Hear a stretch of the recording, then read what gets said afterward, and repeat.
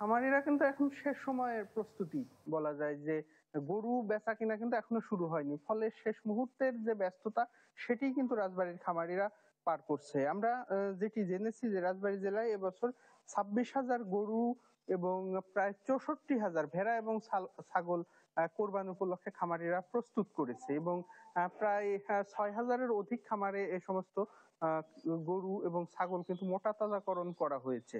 তবে ঈদের বেশ সন্নিকটে আসলেও এখনো কিন্তু খামারে এই বেচা কেনাটা শুরু হয়নি। খামারগুলোতে গরু ছাগল এখনো ওইভাবেই রয়েছে। খামারিরা যেটি বলছে যে ক্রেতা কিন্তু এখনো আসেনি, তারা বেচা কিনা শুরু হয়নি। ব্যবসায়ীরাও আসছে, গরু দেখছে, ছাগল দেখে তারা কিন্তু চলে যাচ্ছে এবং যেটি তারা বলছে যে এই যে জেলায় কিন্তু প্রায় 1200 কেজি ওজন পর্যন্ত গরু রয়েছে এবং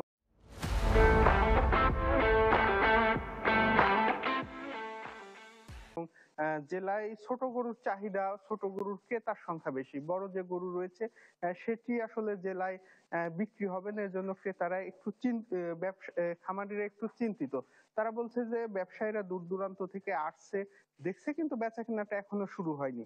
খামারিরা আরেকটি আশঙ্কার কথা জানিয়েছে যে চলতি বছর নানা কারণে গোখাদ্যের দাম কিন্তু বৃদ্ধি পেয়েছে এবং উৎপাদন খরচ বেড়েছে। সে অনুযায়ী দাম যদি তারা না পায় তাহলে কিন্তু তারা একটা লোকসানের মধ্যে পড়বে বলে তারা জানাচ্ছে। তা এখনো কেনা বেচা শুরু হয়নি। গরুর খামারেই কিন্তু গরু ছাগল রয়েছে। তার আশঙ্কা হচ্ছে লাভজনক দাম তারা অবশ্যই পাবে। মিলাই ছিল রাজবাড়ী থেকে কোরবানির পশুর সর্বশেষ খবর। সুমন, ধন্যবাদ আপনাকে।